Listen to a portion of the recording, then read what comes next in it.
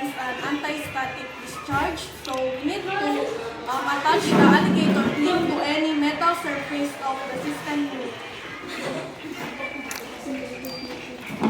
Then we will need to screw the CPU case.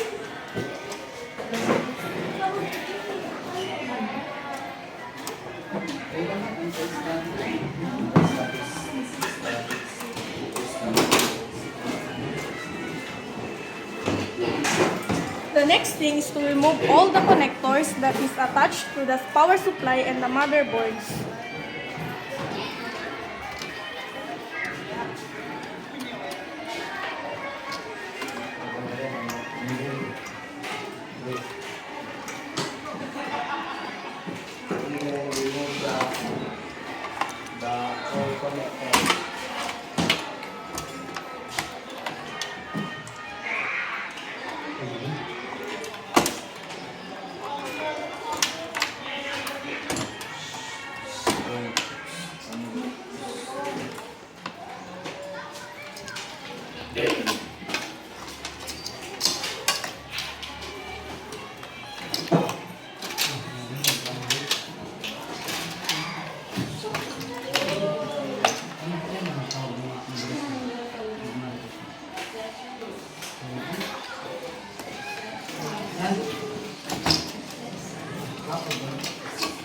Then the next thing is to remove the power supply.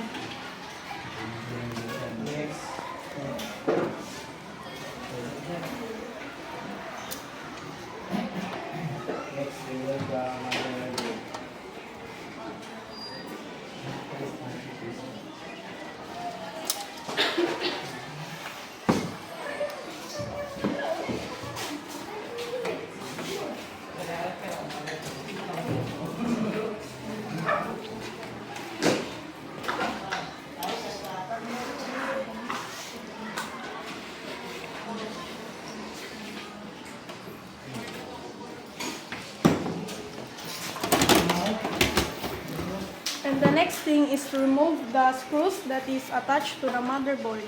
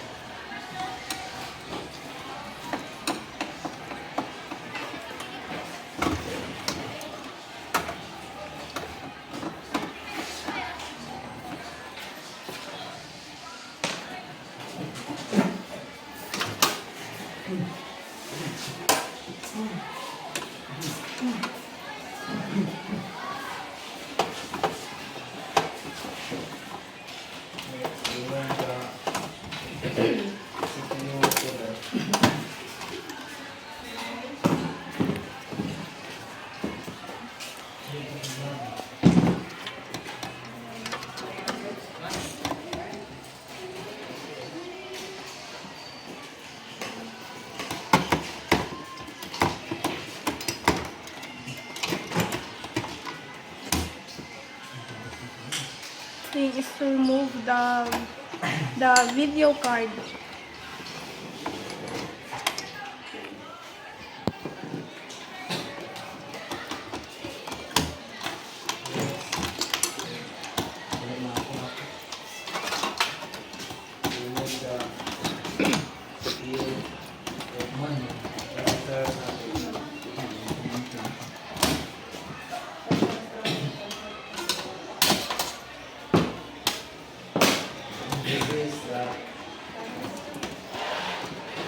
This is the computer. This is for music, sound, and noise. This is the modem port. This is the USB port. So in order to remove the motherboard, we need to hold the CPU cooler. This is the serial port. This is the USB port. This is for mouse and keyboard. This is the So the next thing, we need to remove the CPU cooler. this is the We need to screw the 4 screws. random access memory slot. This is the IDE slot. Integrate. Dapat po kapag mag-screw tayo, dapat pantay yung dalawang screw dito at yung dalawang screw din dito. 24 pin ATX power connector or advanced technology extended.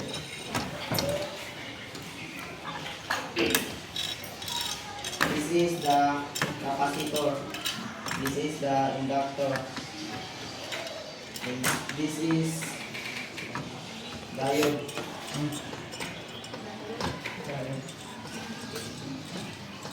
This is the PCI slot. PCI means peripheral component interface. This is the AGP slot. AGP means accelerated graphic. So under the CPU cooler, we can find the CPU or the central processing unit. So we need to open the processor socket. This is the CMOS or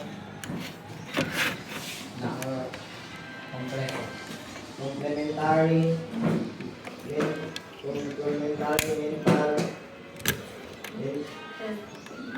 mental. So the correct thing to hold the CPU is to hold it like this and put it in a flat surface. So this is the north bridge and this is the south bridge, and this is the CPU header, and this is the PCI slot or peripheral component interface, and this is the 24-pin ATX power connector, and this is the 4-pin CPU pan connector, and this is what we call the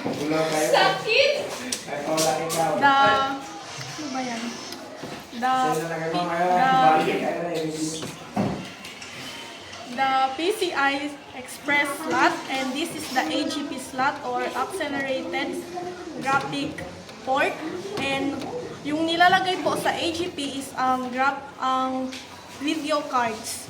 So this is the CMOS battery, and this is an inductor, and this is an example of a resistor, and this is an inductor, and also this one.